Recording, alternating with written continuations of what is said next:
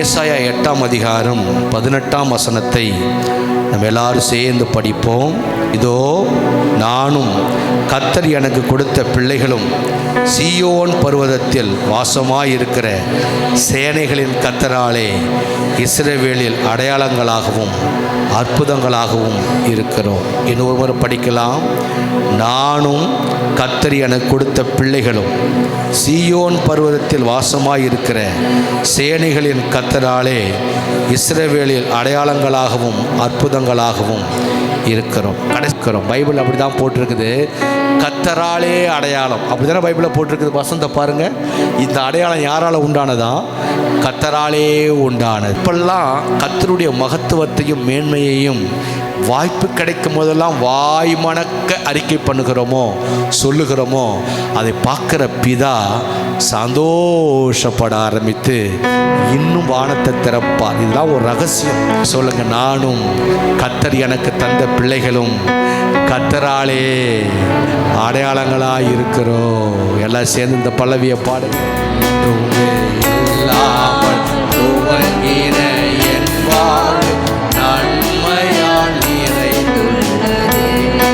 சேர்ந்து எல்லாம் பாடுங்க.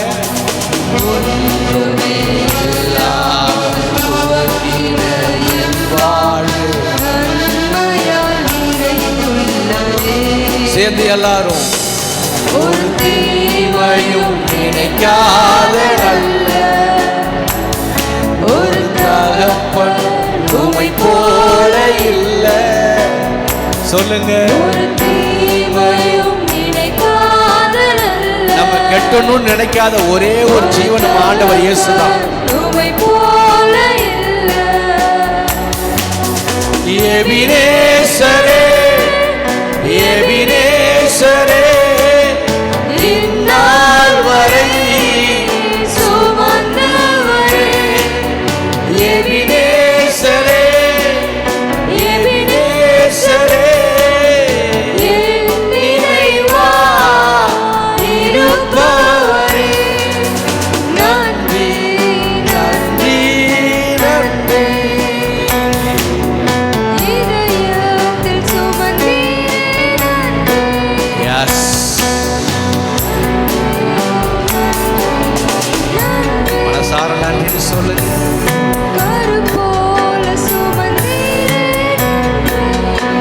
நானும் கர்த்தர் எனக்கு தந்த பிள்ளைகளும் எங்கள் பட்டணத்தில் கர்த்தராலே அடையாளங்களாக இருக்கிறோம். ஒரு கரங்களை தட்டுங்கிற கர்த்தராலே அடையாளமாக இருக்கிறோம். Thank you Jesus. கர்த்தரால தாங்க அடையாளமாக இருக்கிறேன். இல்லை, உங்கள் உள்ளத்தில் நெஞ்சில் கையை வச்சு கர்த்தர் தான் எங்களை இந்த பூமியில் அடையாளப்படுத்தி வச்சிருக்கிறார். கையை உயர்த்தி ஒரு ஆமே.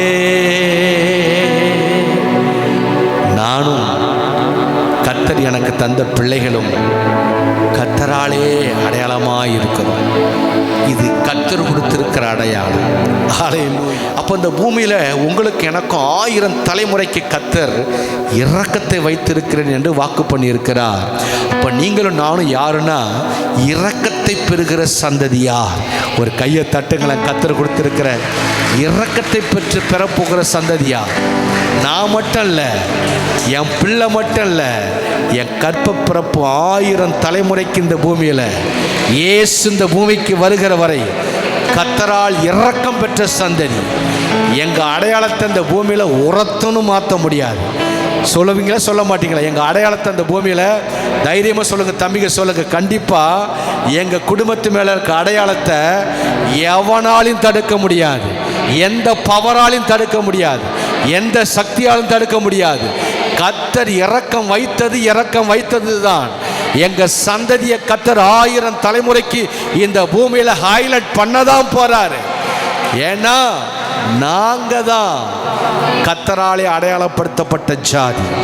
நாங்கள் தான் கர்த்தராலே அடையாளப்படுத்தப்பட்ட சந்ததி. இன்னைக்கு உங்க பிள்ளைங்க மாதிரி இருக்கிறாங்க, குடும்ப சூழ்நிலை மாதிரி இருக்குது. இது எப்படி ஆகுமோ? இதெல்லாம் டெம்பரவரி தான், இதெல்லாம் தற்காலிகம்தான். இந்த நடு கமாயில் மண்ணை வச்சு ஒருத்தன் அடைச்சிட்டு போவான் பாரு, பொறாமக்காரன். அந்த மாதிரி தான் இதெல்லாம். ஒரு நாள் விடியும், ஆள் வருவான், நீட்டு குச்செடுத்து குத்துன்னு குத்தி அதை தள்ளுவான் பாருங்க. அந்த மாதிரி கர்த்தர் நேரம் வரும், எல்லா அடைப்புகளையும் கர்த்தர் எடுக்க ஆரம்பிப்பார். நீங்கள் எதிர்பார்க்காத இடங்களிலிருந்து கர்த்தர் உங்களுக்கு அற்புதத்தை கொண்டு வர முடியும் என்பதுதான் வாக்கு தத்தம். கையை 2 கையும் உயர்த்தி அல்லேலூயா. அப்போ இந்த பூமியில் எல்லாருமே ஒரு அடையாளமாக தான் வாடுறாங்க. பாருங்க, ஒரு அடையாளமாக தான் வாடுறாங்க, அடையாளமாக தான் வாடுறாங்க. எல்லாருக்கும் அடையாளம் இருக்குது இந்த பூமியில். கட்சிக்காரன் பத்திரிக்கைக்கு போன வர சொன்ன மாதிரி அடையாளம் இருக்குது. சமுதாயம் சார்ந்தவனுக்கு அடையாளம் இருக்குது, குடும்பத்தை சார்ந்தவனுக்கு அடையாளம் இருக்குது, சபைக்குள்ளே இருக்கிறவனுக்கு அடையாளம் இருக்குது. எல்லாத்துக்கும் அடையாளம் உண்டு. ஆனால் நமக்கும் ஒரு அடையாளத்தை கர்த்தர் கொடுத்துருக்கிறார். நீங்களும் நானும் பிரித்தெடுக்கப்பட்ட சந்ததி.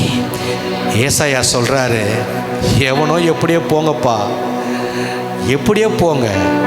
இந்த காலநிலையை பார்த்து சொல்கிறாரு, நானும் எனக்கு கடவுள் கொடுத்த பிள்ளைகளும் நாங்கள் கர்த்தராலே அடையாளமாக இருக்கிறோம். நாங்கள் உங்களோடலாம் ஜாயின் பண்ண முடியாது, நாங்கள் கர்த்தருக்கு அடையாளமாக இருப்போம். என்ன சூழல் அங்கே நடந்தது தெரியுமா? எப்போ அவர் சொல்கிறார் அப்படின்னா, இப்போ பைபிள் எல்லாரும் திருப்புக்கு இல்லைன்னா வாக்கு தத்தத்தை இந்த போர்ட்லையாவது கொஞ்சம் பாருங்கள் என்ன நடந்தது அங்கே அப்படின்னா. 7ஆம் அதிகாரத்தை நீங்கள் திருப்பிக்கணும். 7ஆம் அதிகாரத்தை நீங்கள் திருப்பிக்கிட்டிங்கன்னா, நான் கடகட இன்ட்ரடக்ஷனை கொடுத்துறேன், வீட்டில் போய் படிங்க, வீட்டில் போய் படிங்க. 7:4 எல்லாரும் ஒரு கூட்டம் ஊழியத்துக்கு ஊழியக்காரனுக்கு விரோதமாக, தீர்க்கதரிசி விரோதமாக, ஏசாயா 7:4 விரோதமாக துராலோசனை பண்ணுகிறான் ஒரு கூட்டம். 11ஆம் வசனத்தில் கர்த்தர்ட்ட ஒரு அடையாளத்தை கேட்கணும் அப்படிங்கிறான். 12ஆம் வசனத்தில் பார்த்தீங்கன்னா கர்த்தரை பரீட்சை பார்க்குறாங்க.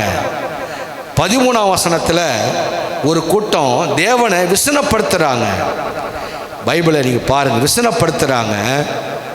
ஆண்டவர் பார்த்தாரு, இந்த கூட்டம் என்னை விசனப்படுத்துறது, என்னை பரீட்சை பார்க்கறது, எனக்கு விரோதமாக பேசுறது, துராலோசனை பண்ணுறது, இப்பெல்லாம் பண்ணுறாங்கன்னு ஆண்டவர் பார்த்தார். ஒரு மூச்சு நல்ல சவரன் கத்தி எடுத்து 20ஆம் வசனத்தில் போட்டிருக்குது, தலைமயிரை மொட்டை அடிச்சிட்டாராம், சிரைச்சிட்டாராம், மகிமை எடுத்துட்டார். என்ன எனக்கு விரோதமாக துராலோசனை பண்ணுறீங்க? பழைய ஏற்பாட்டு, இது கிருபையின் காலத்தில் நம்மளை கர்த்தர் கொஞ்சம் தாமதமாக அடிக்கிறாரு. ஆனால் பழைய ஏற்பாட்டில் உடனே அவர் மொட்டை அடிக்க ஆரம்பிச்சிட்டார். அதோட கொடுமை 8ஆம் அதிகாரத்தை திருப்பிடுங்க. திருப்பிட்டிங்கன்னா அங்கே என்ன நடக்குது தெரியுமா? 19லேயும் படித்து பார்த்தா 19ஆம் வசனம் 8:19 தம்பி ப்ரொஜெக்டில் போடுற ஒரு வசனத்தை நீங்கள் பைபிளை பார்த்தீங்கன்னா வீட்டில் படித்தா உங்களுக்கு புரியும். அஞ்ஞானம் பார்க்குறாங்க ஒரு கூட்டம். சபைக்கு வந்து வாக்கு தத்தம் பண்ணதுக்கு அப்புறம் அஞ்ஞானம் பார்க்குறது, அப்புறம் முணுமுணுன்னு ஓதுறான் பாரு குறிகாரன். பைபிள் அப்படி தான் போட்டிருக்கு, முணுமுணுன்னு ஓதுகிற குறிகாரன், முணுமுணுன்னு ஓதுகிற குறிகாரன். அவங்ககிட்ட போய் குறி கேட்குறது, அப்புறம் உயிரோடு இருக்கிறவங்ககிட்ட போய் விசாரிக்கிறது, செத்தவங்ககிட்ட போய் விசாரிக்கிறது, செத்த ஆவிகிட்ட போய் கேட்குறது, உயிரோடு இருக்கிறவங்ககிட்ட போய் கேட்குறது. இந்த மாதிரி சில வேலையை பார்க்குறாங்க. 21ஆம் வசனத்தில் ஆண்டவர் பார்த்தாரு, அவங்களுக்கு இடுக்கணை வர வச்சாராம். அவங்கள பட்டினியை போட்டு ஆண்டவர் பண்ணாராம், பட்டினியாய் அவங்கள கடக்க பண்ணாராம். ஆண்டவர் அவங்கள வெளிச்சம் இல்லாமல் நடத்தினாராம். 20ஆம் வசனம் கடைசி வரி, வெளிச்சம் இல்லாமல் நடத்தினாராம். 21 தான் இடுக்கணை உண்டாக்குனார், பட்டினியை கொடுத்தாரு. அதனால் அவங்க மூர்க்க வரி கொண்டாங்க. மூர்க்க வரி கொண்டதுனால ராஜாவையும் பகைச்சாங்க, கர்த்தரையும் தூஷிச்சாங்க. கர்த்தர் பார்த்தாரு, இவங்க அண்ணாந்த மேலையும் கீழையும் பார்க்குறாங்க, இக்கட்டும் அந்தகாரமும் இருளும் தள்ளுண்டு அலைஞ்சாங்களாம். இந்த பனிஷ்மெண்ட்டை எல்லாம் கர்த்தர் கொடுக்க ஆரம்பித்தார். என்ன செஞ்சாங்க ஜனங்கன்னா, அஞ்ஞானம், குறி பார்க்குதல், குறி சொல்லுதல், செத்தவங்கிட்ட கேட்கறது, மனுஷங்கிட்ட போய் கேட்கறது. ஆனால் ஆண்டவர் சொல்கிறார் 20ஆம் வசனத்தில், ஏசாயா சொல்கிறார் தீர்க்கதரிசி ஜனங்களை பார்த்து, 20ஆம் வசனம் எல்லாம் சேர்ந்து படிக்கலாம், 8:20 வேதத்தையும் சாட்சி ஆகமத்தையும் கவனிக்க வேண்டும், இந்த வார்த்தையின்படியே சொல்லாவிட்டால் அவர்களுக்கு வெளிய காலத்து வெளிச்சமில்லை.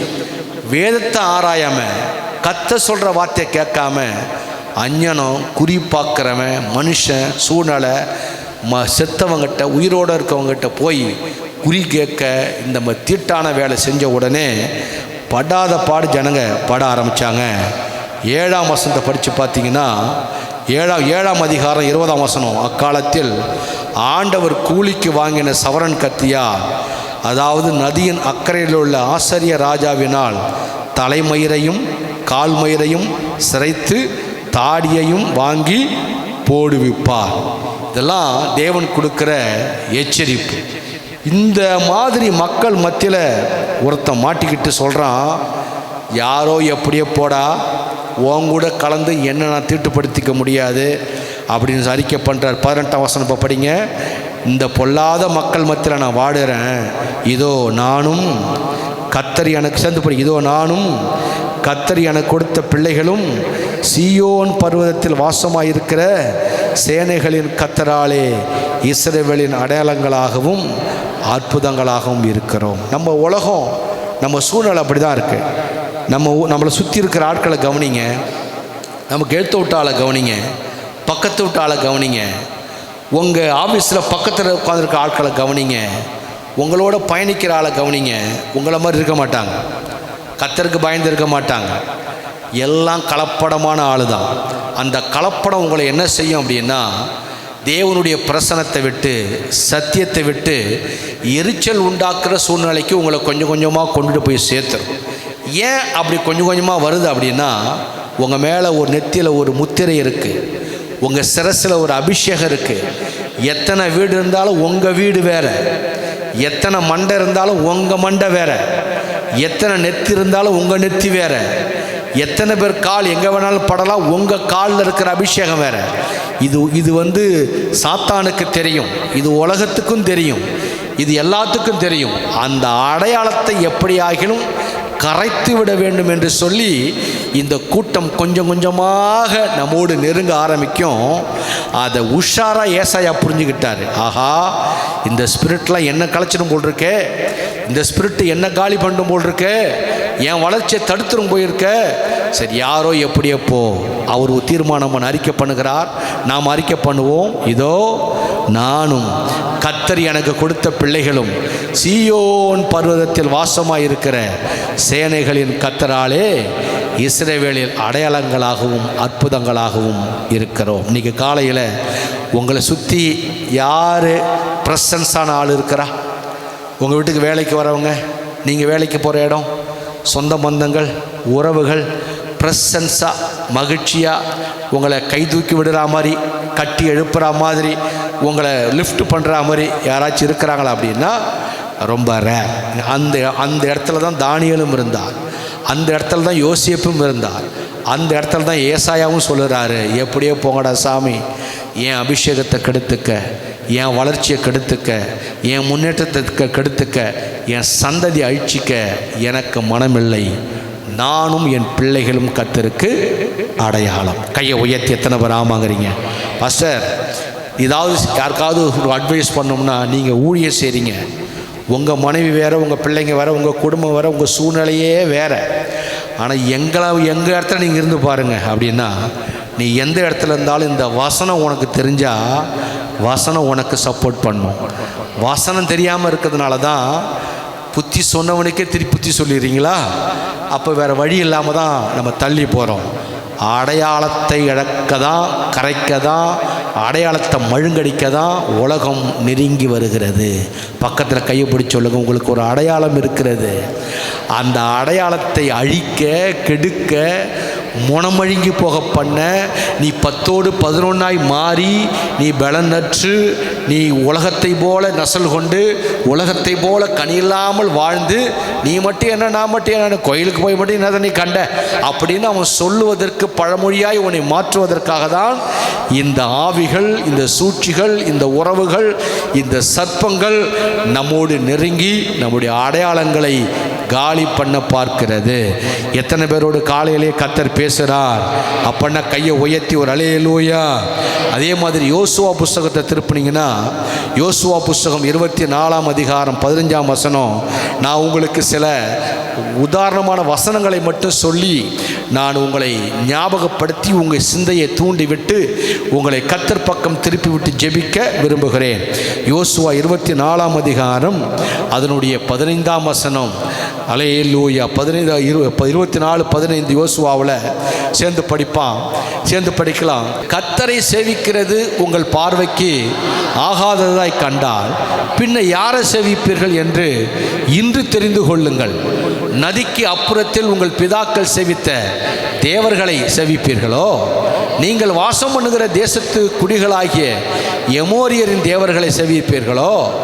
நானும் என் வீட்டாருமோ வென்றால் கர்த்தரையே செவிப்போம். ஒரு கையை தட்டுங்களேன்.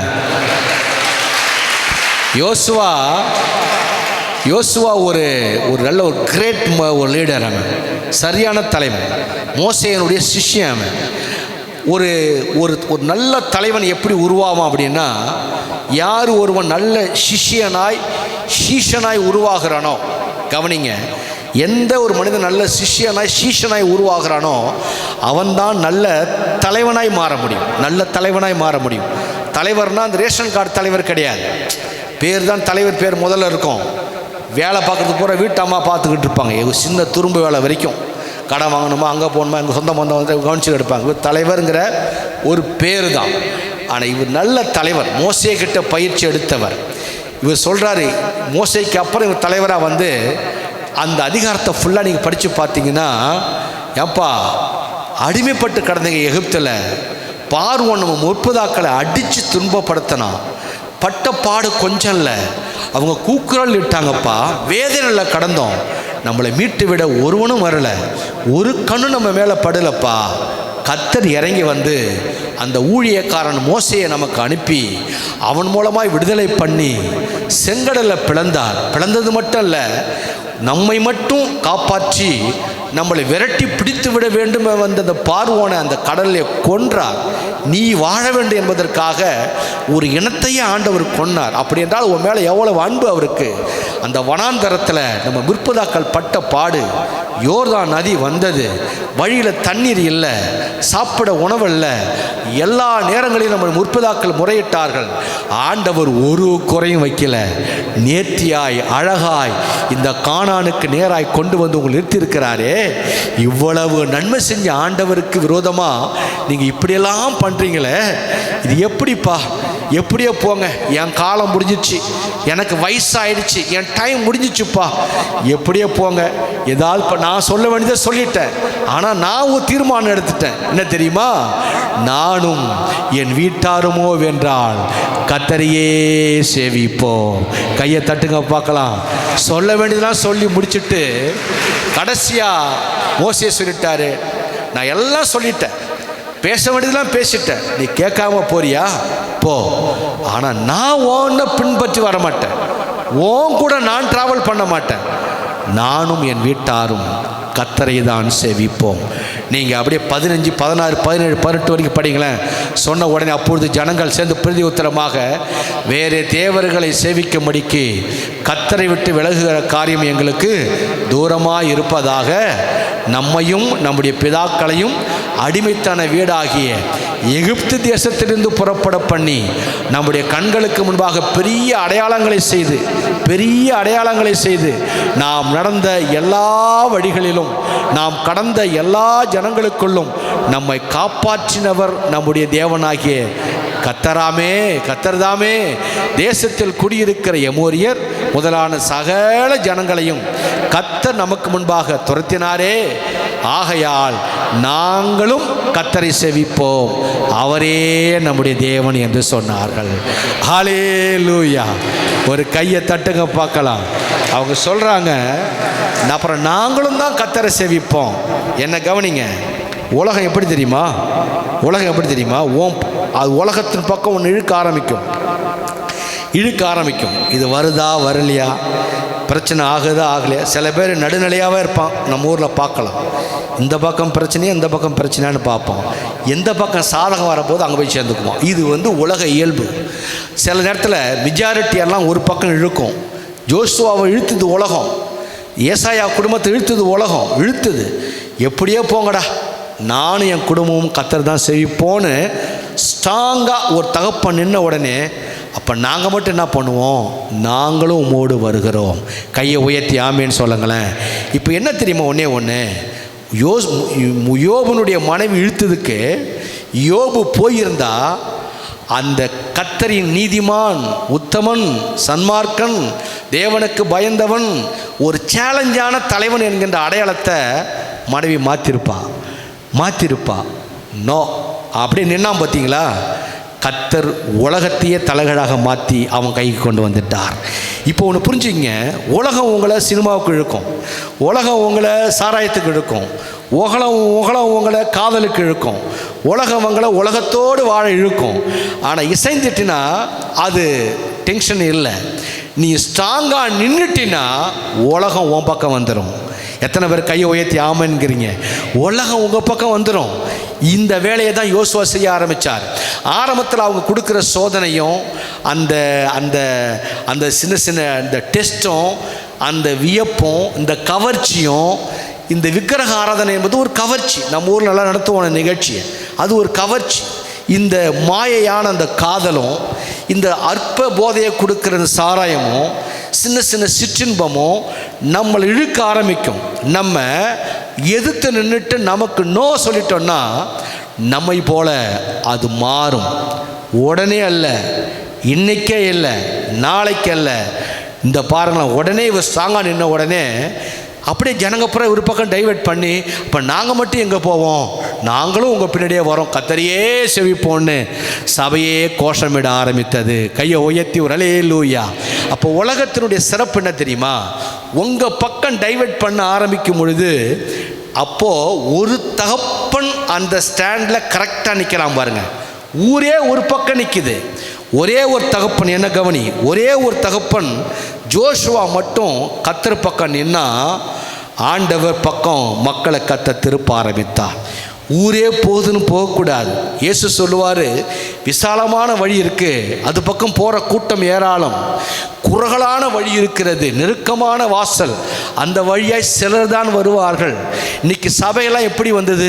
நீங்கள் ஒரு 30 வருஷத்துக்கு முன்னாடி உள்ள மக்களை பார்த்தீங்கன்னா, ஊருக்கு ஒரு சபைக்கு ஒரு விசுவாசிங்க இருப்பாங்க. அவங்க எப்படி இருப்பாங்க? நம்மள மாதிரிலாம் இருக்க மாட்டாங்க. வெள்ளை சட்டை போட்டிருப்பாங்க, வெள்ளை சேலை கட்டியிருப்பாங்க. சில பேர் ஃபுல்லாகவே முக்கா கை சட்டை போட்டிருப்பாங்க. இதை விட சில பேர் பார்த்தா இங்கே ஒரு சின்ன பேஜ் கொடுத்துருப்பாங்க, பார்த்துருக்கீங்களா? கிறிஸ்து எனக்கு ஜீவன், இயேசுவின் ரத்தம் ஜெயம், பரலோக செல்ல ஒரே வழி இயேசு, ஏதாச்சும் ஒரு பேஜை இப்படி குத்து நடமாடுவாங்க. ஆனால் ஒத்தையாக நடமாடுவாங்க. இன்றைக்கி அந்த தாய்மார்களை பார்த்தா அந்த தியானிக்க கூட எனக்கு கண்ணீராய் வரும். அவங்க கூட ஒரு விசுவாசி இருக்காது. புருஷன் ரட்சிக்கப்பட்டிருக்க மாட்டார், பிள்ளை ரட்சிக்கப்பட்டிருக்க மாட்டாங்க. அந்த ஒரே ஒரு தாய் மட்டும் கர்த்தருக்கு ஸ்தோத்திரம்பாங்க, காலையில் ஜெபிப்பாங்க. இப்போ ஊருக்கு ஊர் மினி பஸ்ஸு, ஊருக்கு ஊர் இப்போலாம் பைக்கு, வீட்டுக்கு ஊருக்கு ஊர் காரு. இன்றைக்கி ரோட்டில் போன சைக்கிள்லாம் கை நீட்டினா இன்னைக்கு பைக்காக மாறிடுச்சு. யாரும் கை நீட்டினா கொண்டு இறக்கி விடுவான். அந்த காலத்தில் அப்படி இல்லை. ஊருக்கு 2 சைக்கிள் இருக்குது பெரிய விஷயம். அங்கங்கே தாய் தகப்பன்மார்கள் கர்த்தருக்கு அடையாளங்களாக இருந்ததை எத்தனை பேர் கண்கூடாக பார்த்தீங்க? அவங்களாம் அடையாளமாக இருந்து நமக்கெல்லாம் ஜெபிச்சிருப்பாங்க. அவங்களாம் அடையாளமாக இருந்து இயேசுவுக்கு நற்கண்டமாக இருந்திருப்பாங்க. அவங்க நமக்கு உபவாசித்திருப்பாங்க. அந்த அடையாளம் தான் இன்னைக்கு சீர்காழிலே ஒரு 50க்கு மேற்பட்ட சபை நிறையா ஜனங்கள் அமர்ந்திருக்கிறாங்கன்னா, நமக்கு முன்னாடி வாழ்ந்த நம்முடைய முற்பிதாக்கள் கர்த்தருக்காக, சத்தியத்திற்காக, ஜீவனுள்ள தேவனுக்காக எதையும் பொருட்படுத்தாதபடி சாட்சியாய் வாழ்ந்ததனுடைய விளைவு தான் இன்னைக்கு நம்ம ஊரை சுற்றி சபை, ஏன் ஊட்ட சுற்றி சபை, ஊட்ட சுற்றி சபை, தெருவுக்கு தெருவு சபை. இது எப்படி வந்தது தெரியுமா? அன்னைக்கு நமக்காக நம்முடைய முற்பிதாக்கள் ஆங்காங்கே கிராமத்தில் கர்த்தருக்காக அடையாளமாய் வாழ்ந்தார்கள். கையை உயர்த்தி ஒரு அல்லேலூயா சொல்லுங்களேன். அந்த அடையாளம் தான் இன்னைக்கு நம்மளை இன்னைக்கு ஒரு கூட்டமாய் கர்த்தர் வைத்திருக்கிறது. அவங்க பரலோகத்துக்கு போயிருப்பாங்க, அநேகர் பரலோகத்துக்கு போயிட்டு பைபிள் சொல்லுது, சோத்திர பலி எடுக்கிறவன் என்னை மகிமைப்படுத்துகிறான். இப்போ நான் உங்களை பார்த்து கர்த்தர் கேட்குறாரு, அடையாளமான தாய்மார்களை பார்த்து, சகோதரர்களை பார்த்து, ஒரு நாளைக்கு எத்தனை சோத்திரம் நீங்கள் சொல்ல முடியும்? எத்தனை ஸ்தோத்திரம் சொல்ல முடியும்? சொல்லியிருப்பீங்க. இது ஆய்வு. இது தயவு செய்து ஸ்தோத்திர பலிகள் குடும்பத்தில் பெருக வேண்டும். காலையில் எழுந்த உடனே மனைவிக்கு ஒரு பிரைஸ் லார்ட் சொல்லுங்கள், புருஷனுக்கு ஒரு பிரைஸ் லார்ட் சொல்லுங்கள், பிள்ளைகளுக்கு ஒரு பிரைஸ் லார்ட் சொல்லுங்கள். தகப்பன் ஜோஷுவா அடையாளமாக நின்றதுனால தான் ஒரு சமூகத்தை தன் பக்கம் டேர்ன் பண்ண முடிந்தது. ஐயா, இயேசுவுக்கு நம்மளை விட்டால் நம்ம ஊரில் யாரும் அல்ல. நம்முடைய முற்பிதா ஜோஷுவா எப்படியே போடா, சொல்கிறதெல்லாம் சொல்லிட்டேன், பேசுறதெல்லாம் பேசிட்டேன், வரலாறுலாம் பேசிட்டேன், நான் என்னை காப்பாற்றிக்கணும், உன்னோட நான் அழிய முடியாது, உன்னோட நான் நரகம் போக முடியாது, உன்னால் என் வாக்கு தத்தத்தை இழக்க முடியாது, நானும் என் வீட்டாருமோ வென்றால் கர்த்தரையே சேவிப்போம். இது ஒரு தகப்பனுடைய தீர்மானம். அப்போ தகப்பனுங்கிறவன் யார் தெரியுமா? ஒரு குடும்பத்தின் முதல் குடிமகன். ஆமேன்னு சொல்லுங்களேன். அப்போ ஆவிக்குரிய வட்டாரத்தில் யார் முந்தி ரட்சிக்கப்பட்டாங்களோ அவங்க தான் முதல் குடிமகன். ஆமேன்னு சொல்லுங்கள். இப்போ உங்கள் வீட்டில் நீங்கள் தான் ஃபஸ்ட்டு ரட்சிக்கப்பட்டிருக்கீங்க அப்படின்னா நீங்கள் தான் தகப்பன், நீங்கள் தான் அடையாளம். அப்போது அந்த வீட்டு ஜனங்களை, அந்த ஊர் ஜனங்களை டேன் பண்ணுவதற்கு சாத்தான் யார் மேலே கண்ணை வைப்பான்? சமூகம் யார் மேலே கண்ணை வைக்கும்? இச்சை யார் மேலே கண்ணை வைக்கும்? உலகத்தின் மாயை யார் மேலே கண்ணு வைக்கும்? அவன் கொடுக்கிற வாய்ப்பு எது? கர்த்தரை துக்கப்படுத்துகிற காரியமா? எனக்கு அவன் கொடுக்கிற வாய்ப்பு எது? கர்த்தருடைய அடையாளத்தை மழுங்க பண்ணுகிறதா? அப்படி என்று ஆவிக்குரிய அனலைஸ் பண்ணி பார்க்கணும், யோசனை பண்ணி பார்க்கணும். அந்த இடம் டேமேஜ் ஆகுதுன்னா உடனே நீ தான் ஃபஸ்ட்டு புறப்படணும். ஊர் உன்னை பகைக்கும், உலகம் உன்னை பகைக்கும். வாய்ப்பை மிஸ் பண்ணிட்டியே அப்படி என்று உன் மனசு கூட சொல்லும், உன் அறிவு சொல்லும்.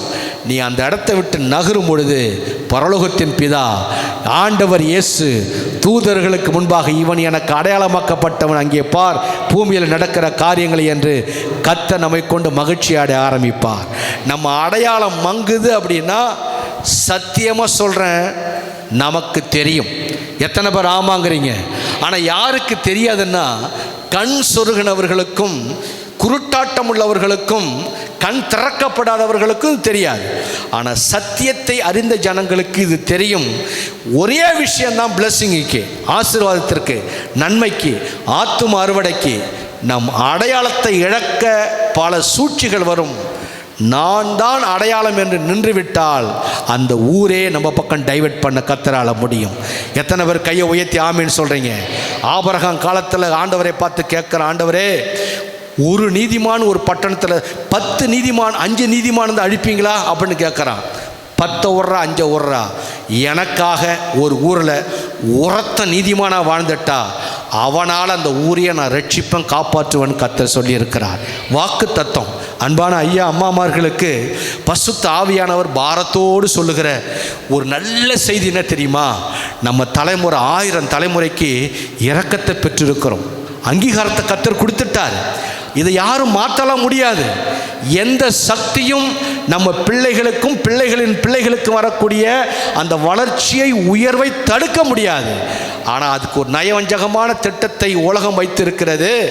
அந்த திட்டம் தான் இந்த பூமியிலேயே தகப்பன்மார்களை செயலிழக்க பண்ணுகிற திட்டம். தகப்பன் என்றால் ஆண் அல்ல. குடும்பத்தில் யார் முந்தி ரட்சிக்கப்பட்டு நிற்கிறீர்களோ உங்கள் மேலே இருக்கிற அபிஷேகத்தை, இயேசுவின் அந்த வாசனையை கெடுக்கக்கூடிய அந்த வேலையை உலகம் செய்வதற்கு பல யுத்தி, பல புத்தி, பல காரியத்தை கையில் எடுத்து நம்மிடத்தில் வர ஆரம்பிக்கும் பொழுது அந்த அடையாளம் நமக்கு மிக மிக மிக முக்கியம். கையை உயர்த்தி ஒரு ஆமீன்னு சொல்லுங்களேன். அப்போது வீட்டினுடைய தகப்பன்மார்கள் ரொம்ப கவனம். எத்தனை பேர் தகப்பன்மார்களாம்? நீங்கள் எல்லாருமே தகப்பன்மார் தான். நெஞ்சு மேலே கை வச்சு நான் தான் எங்கள் வீட்டுக்கு தகப்பன்னு சொல்லுங்கள் பார்க்கும். ஏன்ட்டா எங்கள் வீட்டு ஐயான்னு சொல்லாதீங்க. யார் முந்தி ரட்சிக்கப்பட்டீங்களோ உங்கள் கையில் தான் அந்த குடும்பம் இருக்கிறது. இப்போது இதுக்கு ஒரு உதாரணம் சொல்லணுன்னா என்ன கவனிங்க. லூக்கா 15ஆம் அதிகாரத்தில் தகப்பன் பிள்ளை உறவை, யார் பைபிளை திருப்பாதீங்க, வேகம் டைம் நேராக ஓடிக்கிட்டு இருக்குது. தகப்பன் பிள்ளையுடைய உறவை ஆண்டவர் அங்கே ஞாபகப்படுத்துகிறார். ஒரு தகப்பன், அவனுக்கு 2 மகன். ஒருவன் இளைய மகன், அதை கெட்ட குமாரன் கதை என்றே சொல்லுவார்கள். ஒருவன் மூத்த மகன். இளைய மகனுக்குள்ளே உலகத்தின் ஆவி உள்ளே அடிக்கிறது, சிற்றின்ப ஆவி அடிக்கிறது. உலகத்தை அனுபவிக்க வேண்டும் என்று விரும்புகிறான். இப்போ அப்பாவோடு இருந்தால் 100 ரூல்ஸ் போடுவார். அப்பாவோடு இருந்தால் எதுக்கு எடுத்தாலும் கேள்வி கேட்பார். இந்த சில பேர் இந்த கேள்வி கேட்கறத விரும்ப மாட்டாங்க. ஒன்று கவனிச்சிங்க, சில பேர் கீழ்ப்படிய விரும்ப மாட்டாங்க. யாரும் அவங்கள கேள்வி கேட்கக்கூடாது, கண்ட்ரோல் பண்ணக்கூடாது, அவங்க கீழ்ப்படியக்கூடாதுன்னே இருப்பாங்க. இவங்களை பற்றி பைபிளில் நீதிமொழிகள் 12ஆம் வசனத்தில் 12ஆம் அதிகாரத்தில் ஒரு வசனம் இருக்குது. அவர்கள் மிருக குணம் உள்ளவர்களாம். 1ஆம் வசனம் படிங்க, கடகன்னு படிங்களேன். புத்திமதிகளை விரும்புகிறவன் அறிவை விரும்புகிறான். மிருகம் அவன் மிருகன்னா கத்தியால குத்துறவன் இல்லை, நிறைய சோதிங்கிறவன் இல்லை, வாழ் ஊழல் கத்துறான கிராமத்தில் அவன் இல்லை. அந்த மிருக குணம் உள்ளவன் யார் தெரியுமா? புத்திமதியை ஒருத்தன் கேட்க முடியாதுங்க அப்படி நினச்சிட்டாலே அவனுக்கு பேர் பைபிளில் மிருகம் என்று போட்டிருக்கிறது. அந்த மிருகத்துக்கு யாருங்க சொல்லுதுமா பாருங்க, மிருகம் புத்தி. அப்போ மிருகன்னா ஆளை முரட்டும் தரமாக இருக்கான், பார்த்தா மிருகம் மாதிரி இருக்கான், கத்துறான் மிருகம் மாதிரியே. அவன் இல்லைங்க, அந்த சாஃப்டாக இருப்பான், ரொம்ப ஹம்பிளாக இருப்பான், கைடன்ஸாக இருப்பான். ஆனால் புத்திமதி மட்டும் கேட்கவே மாட்டான். அவனுக்கு பைபிள் கொடுக்குற அடையாளம், அவன் மிருக குணமுள்ளவன். அதே 13வது நீதிமொழிகள் 1ஆம் வசனத்துலேயும் அதே வார்த்தை போட்டிருக்கோம். நான் நீதிமொழிகள் டெய்லி படிக்கிறதுனால அடுத்த வரி படிங்களேன். கேட்கிறான், அவனும் அப்படிதான், என்ன சொன்னாலும் கேட்க மாட்டான். இவனுக்கு பரியாசக்காரன், அவன் மிருக குணம் உள்ளவன். இந்த பையனை பாருங்க, இவன் பேர் தான் இளையகுமாரன், ஆனால் மிருக குணம் உள்ளவன். அப்பா எவ்வளவோ போராடுகிறார், என்னென்னமோ சொல்லுகிறார். இவன் கீழ்ப்படியில், எனக்கு உரிய ஷேரை பிரித்து கொடு, என் பங்கை பிரித்து கொடு, என்னை தனியாக விடு, எனக்கு படைக்க தெரியும், எனக்கு வாழ தெரியுங்கிறான். அப்பா போராடி இருப்பாரா? போராடி இருப்பார். வேணான் இருப்பாரா? வேணான் இருப்பார். காலம் வரட்டுன்னு சொல்லியிருப்பாரா? காலம் வரட்டுன்னு சொல்லியிருப்பார். இது வேணாமகனே கையெடுத்து கும்பிட்டுருப்பார். கும்பிட்ட உடனே பிள்ளை கேட்கல, சொத்தை பிரித்து கொடுத்துட்டார், போயிட்டான் வீட்டை விட்டு. பைபிளில் போட்டிருக்கிறது வசனம் போடுறியாப்பா, பின்னும் அவர் சொன்னது ஒரு குமார் 2:12 இளைய மகன் தகப்பனை 13 போடுப்பா. சில நாட்களுக்கு பின்பு இளைய மகன் எல்லாவற்றையும் சேர்த்து கொண்டு தூர தேசத்துக்கு புறப்பட்டு போய் அங்கே துர்மார்க்கமாக ஜீவனம் பண்ணி தன் ஆஸ்தியை அழித்து போட்டான். எல்லாவற்றையும் அவன் செலவழிந்த பின்பு அந்த தேசத்திலே கொடிய பஞ்சம் ஒன்று. அப்பொழுது அவன் குறைவுபட தொடங்கி அந்த தேசத்து குடிகளில் ஒரு இடத்துல போய் ஒட்டி கொண்டான். அந்த குடிகளை ஒருத்தவங்க ஒட்டிக்கிட்டான். அந்த குடியானவன் அவனை தன் வயலில் பண்டிகளை மேய்க்கும்படி அனுப்பினான். ஒரு குடியானவன் வீட்டில் போய் ஒட்டிக்கிட்டான். இவன் அப்பனே குடியானவன் தான், அநேக குடிகளை வாழ வைக்கக்கூடியவன். இவன் அப்பன்ட்டே பெரிய ஆஸ்திகள் இருக்க, வேலையாட்கள் இருக்கிறாங்க. ஒட்டி கொண்டான். அப்பொழுது பன்றிகள் திங்க தவிட்டினால் தன் வயிற்றை நிரப்ப ஆசையாக இருந்தான். ஒருவனும் அதை அவனுக்கு கொடுக்கவில்லை. அவனுக்கு புத்தி தெளிந்த போது, ஆமேன்னு சொல்லுங்களேன். அப்போ அப்பா மனசு என்ன, நீ போகிற போ, மீறுற மீறு, கேட்க மாட்டுற உன் இஷ்டப்படி போ, விட்டுட்டு பிள்ளையே போயிட்டான் எனக்கு என்ன வேலை அப்படின்னு அவர் ஒரு பக்கம் போனாரா? சில வீட்டில் அப்பா பாருங்க அப்படி இருப்பான், என் பிள்ளையே போயிட்டான் இதுக்கப்புறம் நாங்கள் வாழ்க்கைமா, அப்புறம் எனக்கு என்ன. இப்படி சில தகப்பன்மார்கள் உண்டு. ஆனால் இந்த தகப்பனை பாருங்கள், புள்ள போயிட்டான், ஆனால் தன் நிலையை விட்டு தகப்பன் ஒரு நாள் மாறவில்லை. ஸ்டாண்டில் நிற்கிறான். பிள்ளை தடம்புரளுவான், அவன் பிள்ளை பிள்ளை ஒரு நாள் புத்தி தெளிவான், நிச்சயம் திரும்பி வருவான். நான் என் ஸ்டாண்டை விட்டு நவர மாட்டேன். 2 கையும் உயர்த்தி ஆமேன்னு சொல்லுங்களேன். அப்போது நம்முடைய ஸ்டாண்டு ரொம்ப முக்கியம், நம்முடைய நிலைப்பாடு ரொம்ப முக்கியம், நம்முடைய உறுதி தன்மை ரொம்ப முக்கியம். தாவீது ஒரு ஜெபம் பண்ணுவார், ஆண்டவரே எனக்கு ஒரு நிலைவரமான ஆவியை கொடுங்க. அது ஆங்கில பைபிளில் ஸ்டாண்டர்ட் ஸ்பிரிட்டை கொடுங்க. சூழ்நிலைக்கு தக்கப்படி நான் என்னை மாற்றிக்க கூடாது. சூழ்நிலை மாறும், மனநிலை மாறும். நான் மாறி மாறி காட்சி அளித்தால் நான் தகப்பனாக இருக்க முடியாது, இளைய மகன் மாதிரி ஆயிடுவேன். அப்படின்னா என் ஸ்தானத்தில் வேற ஒருத்தன் தகப்பனாக வந்துடுவான். அவன் எனக்கு புத்தி சொன்னானா ரொம்ப என் மனசு அருவருக்கும், வேதனைப்படும். தகப்பன் தன் ஸ்டாண்டை விட்டு மறக்கலை. அவனுக்கு புத்தி தெளிந்த போது அவன் தகப்பனுடைய கூலிக்காரர் எத்தனையோ பேருக்கு பூர்த்தியான சாப்பாடு இருக்கிறது, நானோ பசியினால் சாகிறனே என்று தகப்பன் ஸ்தானத்தின் தகப்பன் வீட்டின் மேன்மையை அவன் உணர்ந்து ஒரு தீர்மானம் எடுத்தான். நான் எழுந்து என் தகப்பனிடத்திற்கு போய், தகப்பனே பரத்துக்கு விரோதமாகவும் உனக்கு முன்பாகவும் பாவம் செய்தேன் என்று சொல்லி, இனிமேல் உங்கள் பிள்ளைன்னு கூட என்னை ஏற்றுக்காதீங்கப்பா, உங்கள் வேலைக்காரன ஒருவனாக நான் வருகிறேன், என்னை ஏற்றுக்கொள்ளும் என்று அவன் சொல்ல, எழுந்து புறப்பட்டு தகப்பனிடத்தில் வந்தான். அவன் தூரத்தில் வரும்பொழுதே அவனுடைய தகப்பன் அவனை கண்டு மனதுருகி ஓடி அவன் கழுத்தை கட்டிக்கொண்டு அவனுக்கு முத்தம் செய்தான். பிள்ளை தவறு செய்தான், பிள்ளை தடமாறினான், தடம் புரண்டான், பிள்ளை சொத்தை அழித்தான், பிள்ளை இவன் என் மகங்கிற அடையாளத்தையே இவன் அழிச்சிட்டான். ஆனாலும் நான் தகப்பன் என்கின்ற என் அடையாளத்தை நான் ஒரு நாளும் அழிக்கவில்லை. இதுதான் தகப்பன் ஸ்டாண்ட். இப்போ சொல்லுங்கள், யாரெல்லாம் உங்கள் வீட்டுக்கு தகப்பன்? இந்த சபைக்கு நீங்கள் தான் தகப்பன்மார்கள். உங்கள் அடையாளத்தை மாற்ற யார் வேணாலும் வரட்டும், நீங்கள் உங்களோட அடையாளத்தை மாற்றிவிடக்கூடாது. தகப்பன், ஒரு யோசுவா தகப்பனாய் நின்றபடியினாலே அந்த மக்களை காப்பாற்ற முடிந்தது. ஒரு ஏசாயா தகப்பனாய் நின்றான். ஒரே ஒரு யோசேப்பு தகப்பனாய் நின்றான், ஒரே ஒரு அந்த மொர்தெகாய் தகப்பனாய் நின்றான், ஒரே ஒரு எஸ்தர் தகப்பனாய் நின்றான். காரியம் தலைகீழாக மாறியது. நான் சொல்லட்டுமா, நீங்கள் மட்டும் தகப்பனாக நில்லுங்கள், நீங்கள் மட்டும் உங்கள் ஸ்டாண்டில் தெளிவாக நில்லுங்கள், கர்த்தரோடு நில்லுங்கள். உலகம் வஞ்சிக்க வரும். ஏன் என்ன வஞ்சகம்? அந்த அடையாளத்தை அழிக்க, நீ ஒரு பரிசுத்தவாட்டி என்கின்ற அடையாளத்தை அழிக்க, நீ ஒரு பரிசுத்தவான் என்கின்ற அடையாளத்தை அழிக்க. ஆனால் இடறி விட்டனே, தடுமாறி விட்டனே, இளைய மகனை போல தூரம் போய்விட்டனே. இப்போ நான் உணர்றேன் பாஸ்டர்னா, இந்த நிமிடம் தகப்பனே நான் மறுபடியும் உன்னோடு வருகிறேன் என்று சொன்னால், நம்முடைய பரம தகப்பன் 2 கரத்தையும் நீட்டி மீண்டும் நம்மை அணைத்து கொண்டு இழந்து போன அந்த வாய்ப்புகளை, அபிஷேகத்தை மீண்டும் கர்த்தர் கொடுத்து பிள்ளைங்கிற அங்கீகாரத்தை கொடுப்பார். கையை உயர்த்தி ஆமேன்னு சொல்லுங்களேன். இதுதான் பைபிள். அடையாளத்தை அழித்து விட்டால் வேலை சாத்தானுக்கு தெரியும். அடையாளத்தை அழித்து விட வேண்டும். ரொம்ப தூரம் போய் 2 கண்ணையும் எடுத்துட்டு பறி கொடுத்துட்டு சிம்சன் நிற்கிறான். கடைசியாக கத்துட்ட ஒரு வாய்ப்பு கேட்டான். கடைசியாக ஒரு வாய்ப்பு, கண்ணே போயிடுச்சு, ஒரு வாய்ப்பு கேட்டான். அவனுக்கும் கர்த்தர் வாய்ப்பை கொடுத்தார். நீங்கள் பாவத்துக்குள்ளானாலும், நீங்கள் துரோகத்துக்குள்ளானாலும், கர்த்தரை விட்டு தூரம் போயிருந்தாலும், இந்த ஆராதனையில் ஒரு வாய்ப்பை கர்த்தரிடத்தில் கேளுங்கள். அவர் திரும்ப இன்னைக்கு கொடுப்பார். இன்றைக்கு உங்களுக்கு புதிய ஒரு துளிர் உண்டாகும். சிம்சோன் மண்டையில் முடி முளைத்தது போல இன்னைக்கு கர்த்தர் உங்கள் வறட்சியை மாற்ற முடியும். இன்னைக்கு உங்கள் அடையாளத்தை நீங்கள் எங்கே இழந்திருந்தாலும், யாருக்காக இழந்திருந்தாலும், ஆண்டவரே உங்களோடு உள்ள உறவை விட்டுவிட்டேன், என் அடையாளத்தை சாத்தான் பண்ணிவிட்டான், வஞ்சகம் பண்ணிவிட்டது, ஊர் உலகம் பண்ணிவிட்டது, சமூகம் பண்ணிவிட்டது, நான் மறுபடியும் என்னை புதுப்பித்துக் கொள்ள விரும்புகிறேன் என்று சொல்லும் பொழுது பரிசுத்த ஆவியானவர் இன்று உங்களை அபிஷேகித்து அனுப்ப போகிறார். இன்று உங்களை தொட்டு கொண்டு இருக்கிறார். இப்பொழுது உங்களோடு கர்த்தர் பேசிக் கொண்டு இருக்கிறார். இப்போ இந்த வசனத்தை நான் பேசிக் கொண்டு இருக்கும் பொழுது உங்கள் உள்ளங்கள் திறக்கப்படுகிறது. நீங்கள் மனஸ்தாபப்படுகிறீர்கள்.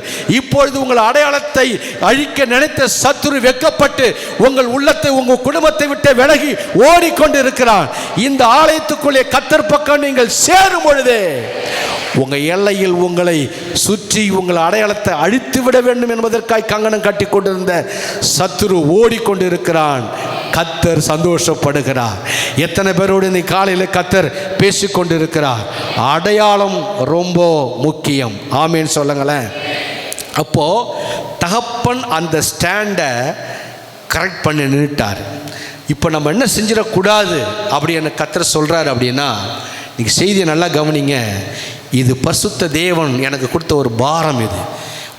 இது என்ன செஞ்சிடக்கூடாதுன்னா, அப்புறம்னா அவனே போயிட்டான், அப்புறம் நான் என்ன நினைக்கக்கூடாது. பக்கத்தில் கைப்பிடிச்சி யார் போனாலும் சரி, எவன் பாவத்துக்குள்ளே போனாலும் சரி, யார் உலகத்துக்குள்ளே போனாலும் சரி, யார் சமூகத்துக்குள்ளே போனாலும் சரி, என் அடையாளத்தை நான் மாற்றிக்கொள்ள முடியாது. நல்லா தான் கையை உயர்த்தி வராமே. என் அடையாளத்தை நான் மாற்றிக்கொள்ள முடியாது. என் ஊழியத்தை நான் மிஸ் பண்ணிடக்கூடாது, என் ரோலை மிஸ் பண்ணிடக்கூடாது. நான் செய்ய வேண்டியதை செஞ்சுக்கிட்டே இருப்பேன். என் வேலை நடக்கும். என்னுடைய அடையாளம் ஒரு நாளும் மாறவே மாறாது. 2 கை உயர்த்தி ஒரு அல்லேலூயா. இங்கே அது உலகத்தின் சிற்றின்பம். இங்கே ஒரு உலகத்தை அடையாளத்தை அடிக்கிற அந்த வேசித்தன ஆவியை பாருங்கள். நீதிமொழிகள் புஸ்தகம் 5:13 படிங்க வேகமாக. நீதிமொழிகள் 5:13 சேர்ந்தெல்லாம் படிக்கலாமா? நீதிமொழிகள் 5:13 அந்த வார்த்தை. நீ 5:13 தானே படிக்கிறீங்க, படிங்க. என் போதகரின் சொல்லை கேளாமலும் எனக்கு உபதேசம் பண்ணினவர்கள் செவி சாயாமலும் போனேனே. எத்தனை எங்கள் போதகருடைய செய்தி. போதகர்னா நீங்கள் பாஸ்டர்னு மட்டும் நினச்சிடக்கூடாது. நான் சொல்கிறேன், எப்போதுமே நான் பாஸ்டரை ஃபோக்கஸ் பண்ணி பிரசங்கம் பண்ணுற பிரசங்காரம் இல்லை, கர்த்தரை ஃபோக்கஸ் பண்ணி. நீ பாஸ்டரோட ஐக்கியமாக இருக்க வேண்டிய அவசியம் உனக்கு இல்லை. என் போதகரின் சொல்லை கேளாமல் போனேனே அப்படி என்றால் போதகர் அல்ல. உனக்கு மேலே இருக்கும் தகப்பன் உனக்கு ஒரு போதகர். உனக்கு மேலே இருக்கிற ஆவிக்குரிய எல்லா லீடர்களும் உனக்கு போதகர்கள், அந்நியன் அல்ல. உன் மனைவியோ, உன் போதகரோ, உன் புருஷனோ, உனக்கு மேலே ஐயோ, அந்த வார்த்தையை படிங்க, என் போதகரின் சொல்லை கேளாமலும் எனக்கு உபதேசம் பண்ணினவர்கள் செவியை சாயாமலும் போனேனே, சபைக்குள்ளும் சங்கத்துக்குள்ளும் கொஞ்சம் குறைய எல்லா தீமைக்குள்ளானனே என்று முறையிடுவாய். அப்போ போதகரின் சொல், அப்போ போதகருக்கு ஒரு ஸ்டாண்ட் இருக்குது, போதகருக்கு ஒரு நிலைப்பாடு இருக்குது. நான் சபைகளில் போதிச்சு கொண்டே இருப்பேன், கிராமங்களில் போதிச்சுக்கிட்டே இருப்பேன், வீட்டு கூட்டத்தில் போதிச்சுக்கிட்டே இருப்பேன், எல்லா வீடுகளையும் போதிச்சுக்கிட்டு இருப்பேன். இந்த வார்த்தையை நீ மிஸ் பண்ணி போக போக ஒரு நாள் வரும், ஒரு சமயம் வரும், எல்லாரும் கைவிடப்பட்டு நிற்கும் பொழுது இந்த புலம்பலின் சத்தத்தை கேளுங்க. என் போதகரின் சொல்லாமை கேளாமல் நான் போனனே, உபதேசத்துக்கு செவிசாக்காமல் போனனே. அதான் சொன்னனே, இந்த உபதேசம் பண்ண அந்த மிருக குணம் உள்ளவர்களுக்கு அவ்வளவு சீக்கிரம் ரீச் ஆகும். ஏன் இவங்களால் அந்த லீடர்ஷிப்பில் வர முடியல அப்படின்னா, சிறு வயதின் சிஷ்யத்துவத்தை யாரெல்லாம் மிஸ் பண்ணினாங்களோ, தகப்பன் கையால் அடி வாங்கி, தாயின் கையால் அடி வாங்கி, கண்டித்து உணர்த்தி முரட்டி வந்த பிள்ளைகள் இன்றைக்கி எல்லாருமே நல்லா ஷைன் பண்ணுறாங்க. ஆனால் அவன் அலறான். என்ன நடந்தது அப்படின்னா, நீங்கள் 3ஆவது வசனத்திலே படிச்சுக்கிட்டே ஒன்று கடன்னு 3ஆவது வசனத்திலே போடுங்க தம்பி. அந்த நீதிமொழிகள் புஸ்தகம் 5:3 படிச்சிருவாங்க, நான் படிக்கிறேன். பரஸ்திரியின் உடல்கள் தேன் கூடு போல ஒழுகும், அவள் வாய் எண்ணெயிலும் இதுவாக இருக்கும். முடிவை நீ கவனிச்சுப்பார், எட்டியை போல கசக்கும், இரும்பு உள்ள இருபுறமும் கருக்குள்ள பட்டயம் அவளுடைய கூர்மையான பட்டயம் இருக்கும். அவள் காலடிகள் மரணத்துக்கு இறங்கும், அவள் நடைகள் பாதாளத்தை பற்றி போகும். ஜீவ மார்க்கத்தை சிந்தித்து கொள்ளாதபடி, இதுதான் கீவேர்டு, இதுதான் டேர்னிங் பாயிண்ட். ஜீவ மார்க்கத்தை, சத்திய வழியை, நீதியின் வழியை, பசுத்த வழியை, வெற்றியின் வழியை, உயர்வின் வழியை, அந்த சுயமரியாதைங்கிற வழியை, அடையாளத்தை அழிக்கக்கூடிய ஜீவ மார்க்கத்தை சிந்தித்து கொள்ளாதபடி அவளுடைய நடைகள் மாறி நடைகள் என்றால் இப்படி இல்லை, அந்த ஸ்பீச், அந்த மைண்டு மாறி விகாரப்படும், அவைகளை அறிய முடியாது. மாட்டிக்குவான், உள்ள லாங்காக மாட்டிக்குவான், ஆழத்தில் மாட்டிக்குவான். அவளை பார்க்காம இருக்க முடியாது, அவனை பார்க்காம முடியாது. அப்படி ஒரு காரியத்தில் அப்படியே ரத்தத்தோடு ரத்தமாக, சிந்தியோடு சிந்தமாக நல்லா லாக் ஆகிடுவான். அடுத்த வசனத்தை போட்டு தம்பி கடனே. அதனால் பிள்ளைகளே, இப்போது எனக்கு செவி கொடுங்கள், என் வாயின் வசத்தை விழாதிருங்கள், உன் வழியை அவளுக்கு தூரப்படுத்து. ஆமேன்னு சொல்லுங்க. வழியை அவளுக்கு தூரப்படுத்து, உன் வழியை அவனுக்கு தூரப்படுத்து. ஏன்னா நீ ஜீவ மார்க்கத்தை, சத்திய மார்க்கத்தை, முன்னேற்ற பாதையை அடையாதபடி உன்னை சிக்க வச்சுட்டு கடைசியில் அவ ஹீரோயின் மாதிரி பேசிக்கிட்டு இருப்பா, நீ வெக்கப்பட்டு தலகுனி ஆரம்பிச்சிருவ.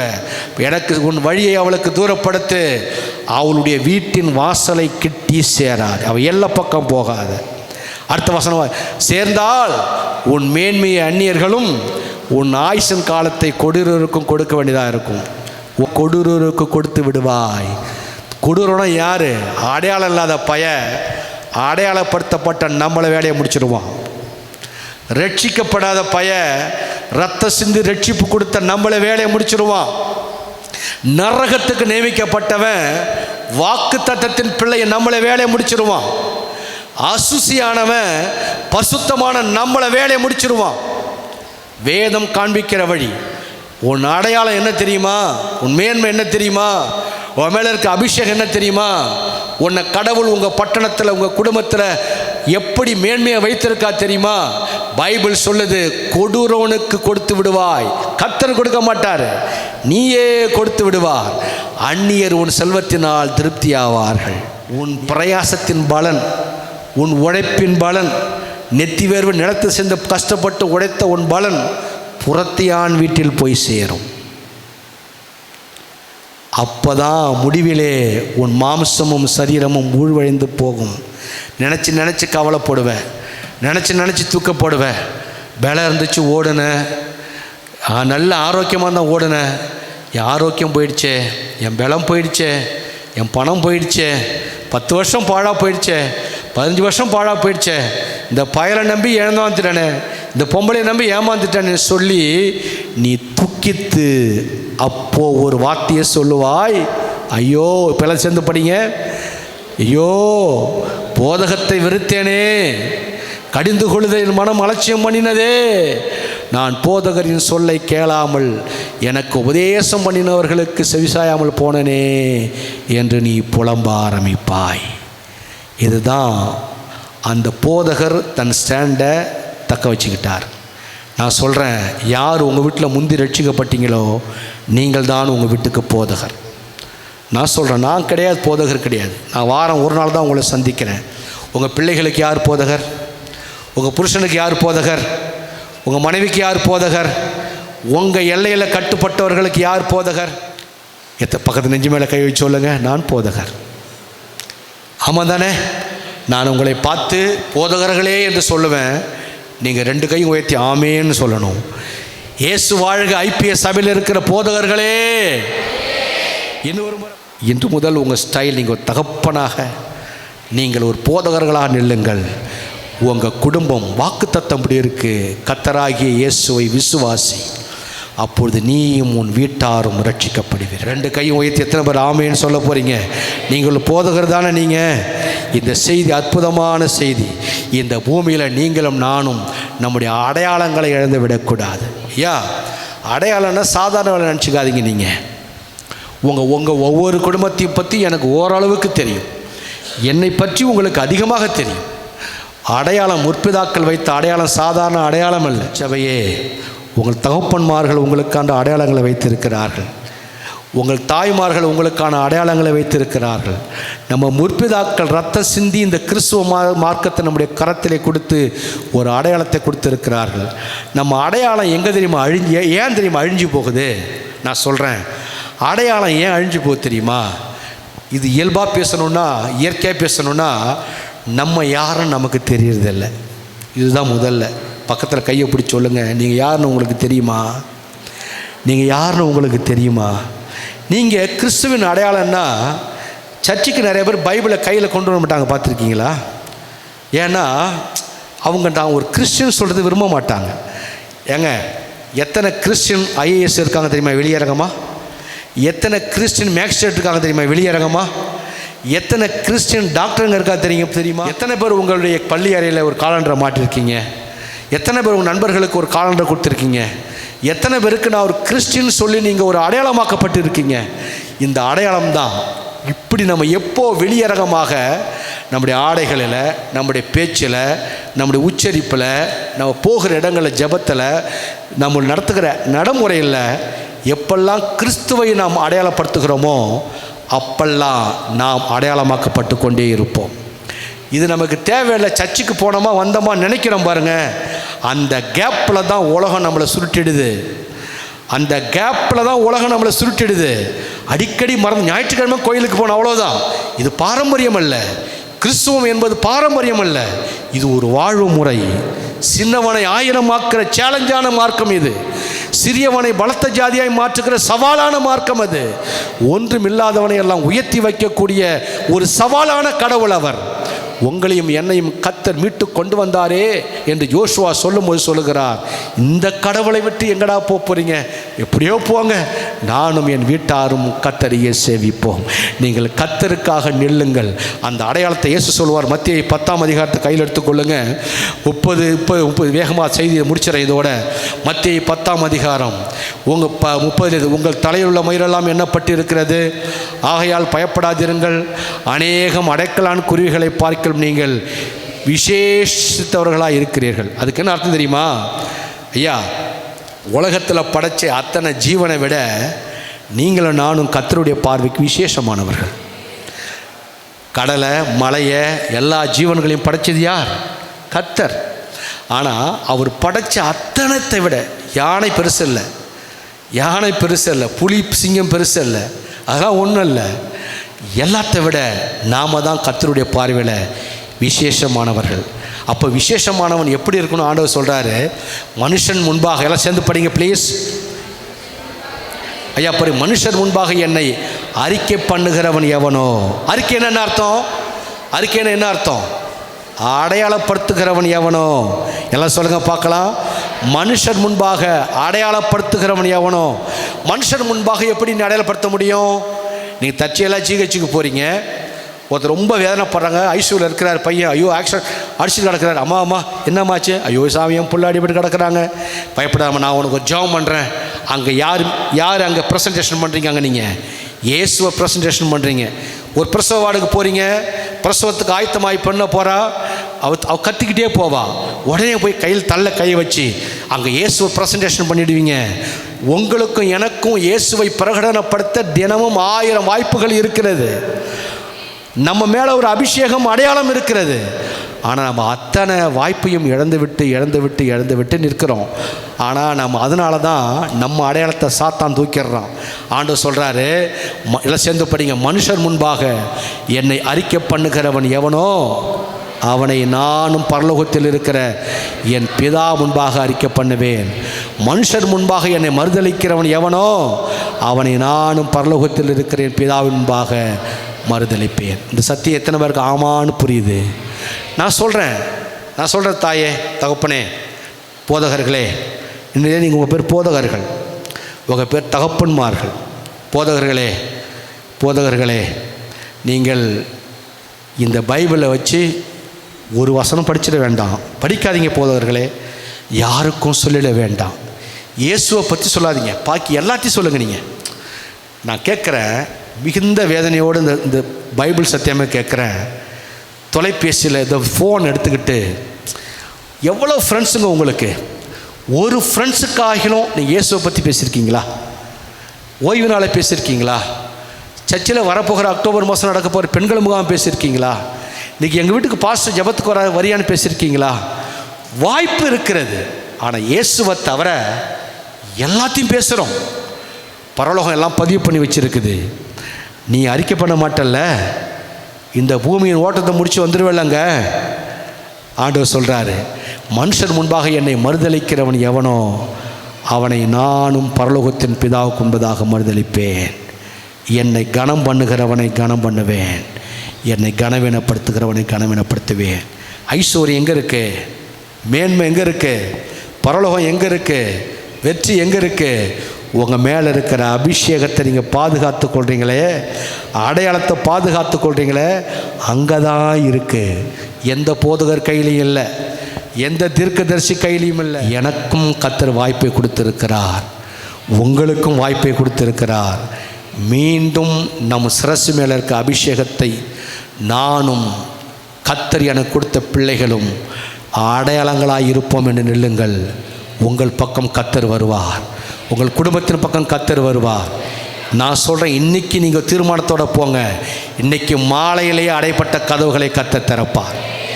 இப்பொழுதே உங்களுக்கு அற்புதம் நடக்கும். மாப்பிள்ளை வரும், பெண்ணு வரும், வீடு கட்டப்படும்.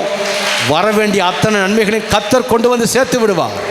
மகிழ்ச்சி உண்டாகும். ஏஞ்சி நின்று கர்த்தருக்கு முன்பாக என் அடையாளத்தை இழக்கவே முடியாது ஆண்டவர் என்று சொல்லலாமா? எல்லாம் சொல்லுங்க. எவனுக்காகவும் என் அடையாளத்தை நான் இழக்க முடியாது, இழக்க மாட்டேன். என் அடையாளத்தை விட்டு கொடுக்க முடியாது. நான் கிறிஸ்துவ சந்ததி, நான் ஜே ஜெனரேஷன், நான் இயேசுவின் ஜெனரேஷன், நான் ஜோசுவாவின் ஜெனரேஷன், நான் நியூ ஜெனரேஷன். நம்ம அடையாளம் கொஞ்சம்தான்.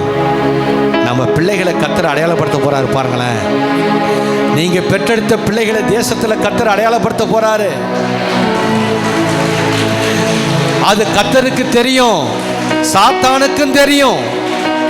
அது கர்த்தருக்கு தெரியும், உலகத்துக்கும் தெரியும். தகப்பன்மார்களே, போதவர்களே, அது தெரிஞ்ச சாத்தான் முன்கூட்டியே உன்னை டேமேஜ் பண்ண பார்க்கிறான். விபச்சாரியின் மகன், இவன் வேசியின் மகன், இவன் குடிகாரனுடைய மகன், இவன் குடிகாரனுடைய மகன், இவன் துன்மார்க்கனுடைய மகன், இவன் துராகிரதனுடைய மகள் என்று நம்ம பிள்ளைகளை டேமேஜ் பண்ண வஞ்சகமாய் சாத்தான் நம்ம அடையாளத்தை கரைக்க பார்க்கிறான். அந்த இளைய குமாரன் கதையில சம்பவத்தில் பிள்ளை தன் அடையாளத்திலிருந்து ஓடுனா, தகப்பன் ஓடல, தாய் ஓடல. நீ ஒரு தகப்பன் தாய் உன் ஸ்டாண்ட்ல நில்லு.